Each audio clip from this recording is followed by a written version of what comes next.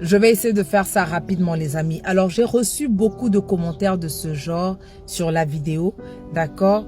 Et j'aimerais aujourd'hui partager quelque chose avec un fils de Dieu. J'aimerais partager quelque chose avec un disciple. Écoute ceci. Dieu n'est pas là pour nous donner ce dont nous avons envie. Dieu n'est pas là pour nous donner ce que nous voulons. Il est là pour nous donner ce dont nous avons besoin. Amen.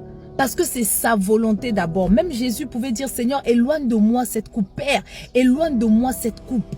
Mais au final, il dit, Seigneur, ta volonté et non la mienne. Alléluia. Ne pensons pas que quand nous prions, Dieu doit nous donner. En fait. Et des fois, quand nous prions, nous nous attendons à ce que Dieu nous réponde comme nous avons prévu. Hein? Comme nous attendons qu'il puisse nous répondre. Nous ne commandons pas Dieu.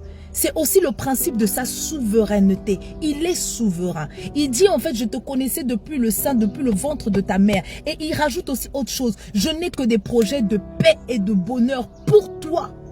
Alors même si le Seigneur ne m'a pas donné ce que j'ai attendu ou ce que j'ai demandé, j'ai la conviction qu'il a des projets de paix et de bonheur pour moi. Alors assurément, il a prévu quelque chose de mieux pour moi.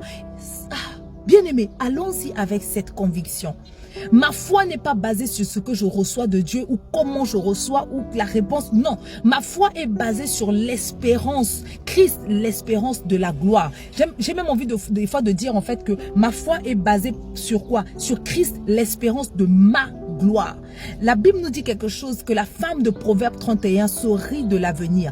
Non pas parce qu'elle est folle, non pas parce qu'elle est insouciante, parce qu'elle a tellement foi en ce Dieu-là qu'elle sait que même si aujourd'hui, de vue comme ça, c'est informe et vide, elle sait que demain, Dieu va apporter la lumière, Dieu va apporter la forme. La Bible ne nous dit-elle pas de ne pas nous inquiéter de quoi nous mangerons, de quoi nous buvons, parce que nous ne savons pas nous-mêmes compter le nombre de cheveux que nous avons sur notre tête.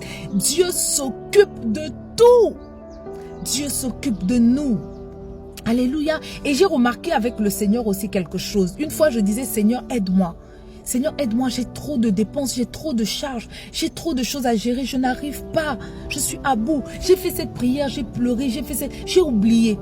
Parce que dans ma tête aussi, je me disais, comme j'ai dit à Dieu, j'ai trop de charges, j'ai trop de dépenses, il va donc bénir mon activité. Il va me donner plus de clients, d'accord, pour que j'ai plus d'argent, pour pouvoir régler mes charges. Merci grand, merci beaucoup, hein. Merci. Alléluia.